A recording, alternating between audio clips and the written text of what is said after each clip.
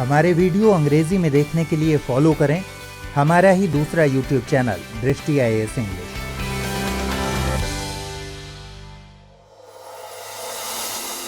प्रिय व्यूअर्स, दृष्टि IAS के नए प्रोग्राम प्रीलिम्स प्रैक्टिस क्विज में हम UPSC और अलग अलग स्टेट PCS की प्रारंभिक परीक्षाओं में पूछे गए सवालों को विश्लेषण के साथ हल करेंगे। जानकारी के साथ साथ सही उत्तर का चयन करते समय कौन से ट्रिक कारगर साबित होते हैं उन्हें भी सीखेंगे। विकल्पों की छंटनी करना, बुनियादी अवधारणा को समझना, तथ्यों और अतिवादी व विशेष शब्दों पर ध्यान देने का अभ्यास करने की भी कोशिश करेंगे। इस कार्यक्रम के तहत हम हर एपिसोड में 5 सवालों को हल करेंगे। टीम दृष्टि द्वारा हाल ही में लॉन्च की गई प्रीलिम्स प्रैक्टिस सीरीज नामक पुस्तक श्रृंखला को आधार बनाइए। इसमें UPSC समेत विभिन्न प्रारंभिक परीक्षाओं में पूछे गए करीब 8 से 10 हजार प्रश्नों का संकलन उत्तर व विश्लेषण के साथ तैयार किया गया है। इस सीरीज की कुछ किताबें मार्केट में आ चुकी हैं और कुछ आने वाले समय में आएंगी।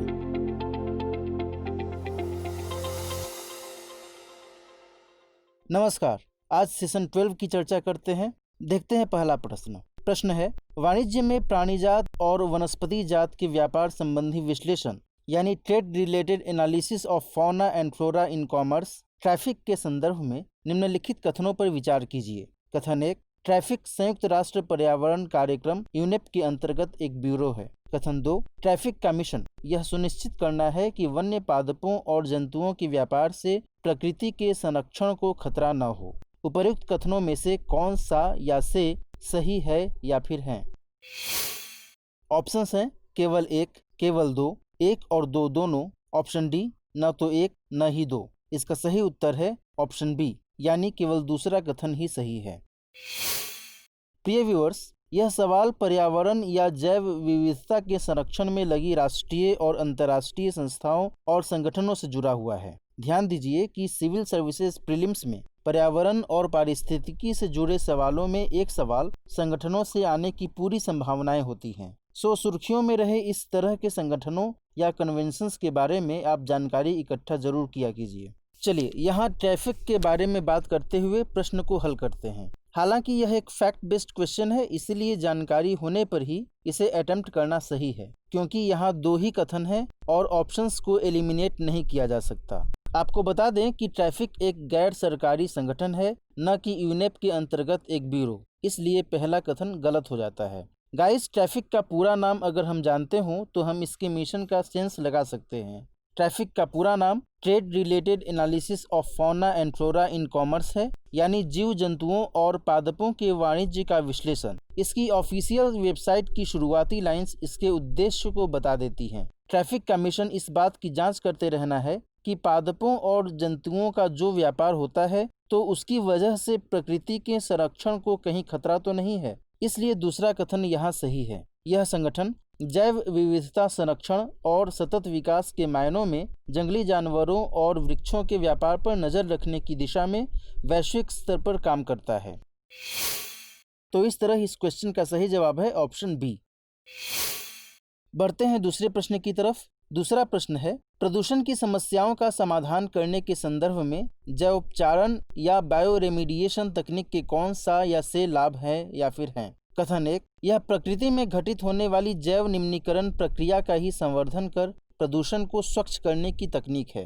कथन 2, कैडमियम और लेड जैसी भारी धातुओं से युक्त किसी भी संदूषक को सूक्ष्मजीवों के प्रयोग से जैवोपचारण द्वारा सहज ही और पूरी तरह उपचारित किया जा सकता है। कथन 3, जैवोपचारण के लिए विशेषतः अभिकल्पित सूक्ष्मजीवों को सृजित करने के लिए आनुवंशिक इंजीनियरिंग यानी जेनेटिक इंजीनियरिंग का उपयोग किया जा सकता है। नीचे दिए गए कूट का प्रयोग कर सही उत्तर चुनिए। ऑप्शंस हैं केवल 1, केवल 2 और 3, केवल 1 और 3 या फिर 1, 2 और 3। इसका सही उत्तर है ऑप्शन सी, यानी केवल पहला और तीसरा कथन ही सही है। चलिए इसकी विश्लेषण की बात करते हैं। गाइज, विश्व में जिस तरह हर स्तर पर प्रदूषण बढ़ रहा है उससे निपटने के लिए नई नई तकनीकें खोजी जा रही हैं। इनमें से एक बायोरेमिडिएशन तकनीक है। बायोरेमिडिएशन प्रदूषण के उपचार के क्षेत्र में तेजी से उभरती तकनीक है। जल प्रदूषण, मृदा प्रदूषण से लेकर समुद्री जल के प्रदूषण तक के उपचार में इस तकनीक का इस्तेमाल किया जा रहा है। माना जाता है कि पर्यावरणीय प्रदूषण को दूर करने के लिए यह तकनीक सबसे सतत तकनीकों में से एक है। इस तकनीक में सूक्ष्मजीवों का उपयोग किया जाता है। ये सूक्ष्मजीव प्रदूषक तत्वों को गैर जहरीले या कम जहरीले तत्वों में बदल देते हैं, यानी जैव निम्नीकरण के लिए सूक्ष्मजीवों का सहारा लिया जाता है। इसलिए पहला कथन यहाँ सही हो जाता है। दूसरे कथन को हमें सही से ऑब्जर्व करने की ज़रूरत है। यहाँ कुछ शब्द ऐसे हैं जिनसे हमें इस कथन के गलत होने का आभास होता है। जैसे इस कथन में भारी तत्वों के भी सहज और पूर्ण निम्नीकरण के बारे में पूछा गया है। तो आपको बता दें कि इस तकनीक में सूक्ष्मजीव भारी तत्वों का निम्नीकरण नहीं कर पाते, जैसे कैडमियम और लेड। इसलिए दूसरा कथन गलत हो जाता है। चूंकि बायो रेमिडिएशन में सूक्ष्मजीवों का सहारा लिया जाता है, इसलिए इन सूक्ष्मजीवों के सृजन के लिए भी तकनीकों पर जोर दिया जाता है। इनमें शामिल हैं वर्मी बायोफिल्ट्रेशन और जेनेटिक इंजीनियरिंग। जेनेटिक इंजीनियरिंग से ही रेडियो एक्टिव परमाणु कचरे का उपचार करने के लिए डायनोकोकस रेडियोड्यूरांस नाम के जीवाणु की उत्पत्ति की गई थी। इसलिए तीसरा कथन सही हो जाता है। तो इस तरह इस प्रश्न का सही जवाब है ऑप्शन सी। Question number 3। कुछ कारणोंवश यदि तितलियों की जाति यानी स्पीशीज की संख्या में बड़ी गिरावट होती है तो इसका या इसके संभावित परिणाम क्या हो सकता या हो सकते हैं या हैं। कथन 1। कुछ पौधों के परागण पर प्रतिकूल प्रभाव पड़ सकता है। कुछ कृषि पौधों में कवकीय संक्रमण प्रचंड रूप से बढ़ सकता है, या फिर इसके कारण बर्रों, मकड़ियों और पक्षियों की समष्टि में गिरावट हो सकती है। नीचे दिए गए कूट का प्रयोग कर सही उत्तर चुनिए। केवल 1, केवल 2 और 3, केवल 1 और 3, या फिर 1, 2 और 3। इसका सही जवाब है ऑप्शन सी, यानी केवल पहला और तीसरा कथन ही सही है। गाइस, किसी भी पारितंत्र में पादपों के निरंतर विकास के लिए परागण बेहद जरूरी है। कीट पतंगे, छोटे जीव, पक्षी, जल, वायु आदि प्रकृति में परागण के एजेंट माने जाते हैं। ये एजेंट्स किसी नर पुष्प के परागकोश से पराग कणों को किसी मादा पुष्प के स्टिग्मा में ट्रांसफर करते हैं।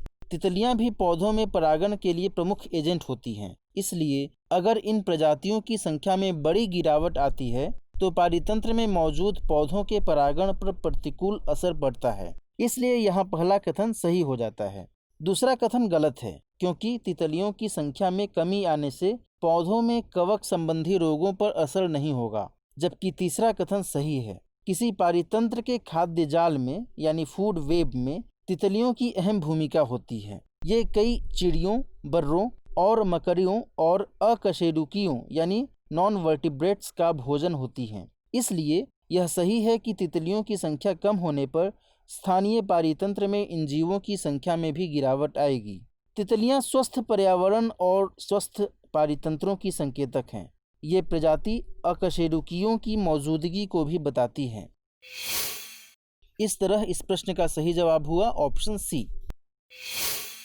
Question number 4। भारत में यदि कछुए की एक जाति को वन्यजीव संरक्षण अधिनियम 1972 की अनुसूची 1 के अंतर्गत संरक्षित घोषित किया गया हो तो इसका निहितार्थ क्या है। इसे संरक्षण का वही स्तर प्राप्त है जैसा कि बाघ को। इसका अब वन्य क्षेत्रों में अस्तित्व समाप्त हो गया है। कुछ प्राणी बंदी संरक्षण के अंतर्गत हैं और अब इसके विलोपन को रोकना असंभव है। यह भारत के एक विशेष क्षेत्र में स्थानिक है, या फिर इस संदर्भ में उपर्युक्त बी और सी दोनों ही सही हैं। इसका सही उत्तर है ऑप्शन ए। प्रिय व्यूअर्स, यह एक कॉन्सेप्ट बेस्ड क्वेश्चन है। यहाँ सवाल पूछने का मकसद ये है कि स्टूडेंट्स वन्यजीव संरक्षण अधिनियम 1972 की अनुसूची 1 के बारे में जानते हैं या नहीं। यह अधिनियम जीव जंतुओं और पादपों के संरक्षण के लिए कड़े प्रावधान करता है। कुछ प्रजातियां जिन पर संकट बना हुआ है उन्हें 5 अनुसूचियों में बांटा गया है, जबकि पादपों को 6ठी अनुसूची में रखा गया है। अलग अलग अनुसूचियों के लिए अलग अलग प्रावधान मौजूद हैं। जीवों के शिकार और उनके व्यापार को रोकने के लिए यह कानून सजा का उपबंध करता है। कानून की धारा 9 ऐसे किसी भी वन्यजीव के शिकार पर रोक लगाती है जो अनुसूची 1 से लेकर अनुसूची 4 में शामिल हैं, लेकिन इसके कुछ अपवाद भी मौजूद हैं। मान लीजिए अनुसूची 1 में शामिल कोई वन्यजीव मानव जीवन के लिए खतरा हो जाता है या इस तरह बीमार हो जाता है कि अब रिकवर नहीं कर सकता, उस स्थिति में चीफ वाइल्ड लाइफ वार्डन किसी व्यक्ति को इस बात की अनुमति दे सकता है वह उस वन्य जीव का शिकार करे। अनुसूची 1 और अनुसूची 2 के भाग 2 में शामिल वन्य जीवों को कानून के तहत अतिरिक्त संरक्षण भी दिया गया है। वो यह कि इन अनुसूचियों में शामिल वन्य जीवों को केंद्र सरकार वर्मीन घोषित नहीं कर सकती। किसी वन्य जीव को वर्मीन तब घोषित किया जाता है जब वह फसलों सहित संपत्ति या मानव जीवन के लिए खतरा बन जाता है। ऐसे में उसे मारने की अनुमति दी जाती है, लेकिन यह भी कि उसे किसी खास स्थान के लिए ही वर्मीन घोषित किया जाता है। अनुसूची 1 में शामिल कुछ प्रमुख प्रजातियों के नाम हम आपको बता देते हैं। अंडमान जंगली सूअर, भराल, ब्लैक बक, हिमालयी भूरा भालू, चीता, चीनी पैंगोलिन, रेगिस्तानी लोमड़ी, dugong, fishing cat, Ganga dolphin, सुनहरा लंगूर, हुलॉक गिब्बन, भारतीय हाथी, भारतीय शेर, नीलगिरी ताहर, बाघ, chiru, loggerhead turtle, olive back loggerhead turtle, peacock marked soft shelled turtle आदि। इसलिए इस प्रश्न का उत्तर ए होगा, क्योंकि बाघ और कछुए की कुछ प्रजातियों को अनुसूची 1 में शामिल किया गया है। इस तरह संरक्षण की जो स्थिति बाघ की होगी वही स्थिति कछुए की भी होगी। आज के सेशन का अंतिम सवाल, निम्नलिखित कथनों पर विचार कीजिए। कथन 1, अल्पजीवी जलवायु प्रदूषकों को न्यूनीकृत करने हेतु जलवायु एवं स्वच्छ वायु गठबंधन CCAC G20 समूह के देशों की एक अनोखी पहल है। कथन 2, CCAC मीथेन, काला कार्बन एवं हाइड्रोफ्लोरोकार्बनों पर केंद्रित करता है। उपर्युक्त कथनों में से कौन सा या से सही है या फिर हैं? केवल एक, केवल दो, एक और दो दोनों, न तो एक न ही दो। इसका सही जवाब है ऑप्शन बी, यानी केवल दो। जैसा कि पहले भी आपको बताया गया है कि पर्यावरण और पारिस्थितिकी सेक्शन में यूपीएससी 1 या 2 सवाल संगठनों या कन्वेंशन से जोड़कर पूछता है। आपको बता दें कि CCAC यानी climate and clean air coalition विभिन्न देशों की सरकारों, अंतर सरकारी संगठनों, व्यवसायों, वैज्ञानिक संस्थाओं और सिविल सोसाइटीज की साझेदारी का परिणाम है। ये स्टेक होल्डर्स कम जीवन काल वाले जलवायविक प्रदूषकों को हटाने के लिए साथ आए हैं, ताकि वायु की गुणवत्ता को सुधारा जा सके और जलवायु की सुरक्षा की जा सके।